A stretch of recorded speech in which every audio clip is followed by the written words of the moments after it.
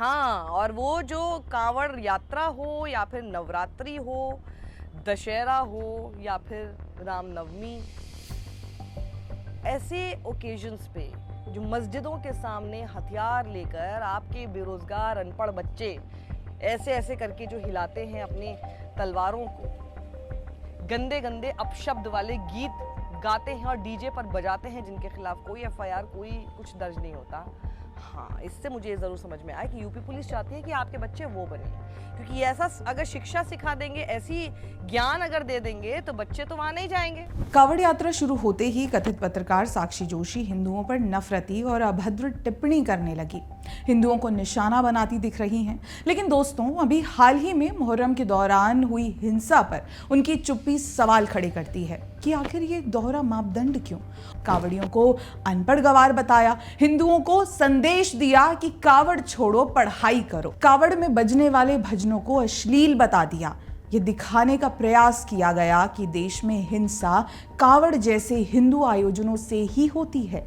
लेकिन सवाल ये है कि क्या कावड़ यात्रा सिर्फ हिंसा का पर्याय है?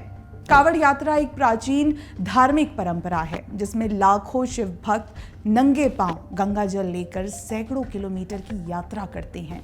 ये आस्था का प्रतीक है, प्रेम और एकता का संदेश देता है। फिर भी कुछ घटनाओं को आधार बनाकर पूरी यात्रा और हिंदू समुदाय को निशाना बनाना कहां तक उचित है?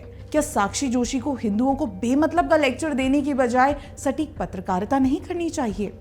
क्या उन्हें अपने दर्शकों को ये नहीं बताना चाहिए कि इस वर्ष मुहर्रम के दौरान देश भर में 25 से ज्यादा हिंसक घटनाएं सामने आई हैं? मंदिरों के ऊपर चढ़कर ये विशेष समुदाय आपत्तिजनक नाच कर रहा था, खूब हुड़दंग मचाया गया, पुलिसकर्मियों पर हमले किए गए, एक हिंदू युवक की जान भी गई थी और हिंदुओं के घरों और दुकानों को निशाना बनाया गया।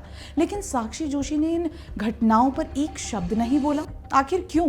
जब मुहर्रम की शोभा यात्राओं में हिंसा होती है तो उनकी पत्रकारिता कहाँ चली जाती है? या उन्हें हिंदू फोबिक बनने में ही किक मिलती है बाकी कथित पत्रकारों की तरह? साक्षी जी, पत्रकारिता का काम है सच को सामने लाना, ना कि एक समुदाय को निशाना बनाते रहना और दूसरे की गलतियों पर पर्दा डालते रहना। ऐसे में सवाल उठता है कि क्या साक्षी जोशी की पत्रकारिता सिर्फ एक एजेंडे को बढ़ावा देने के लिए है? क्योंकि इनके जैसे और भी कथित पत्रकार हैं जो इसी तरह हिंदू हेट और विशेष समुदाय के प्रेमी नजर पड़ते हैं।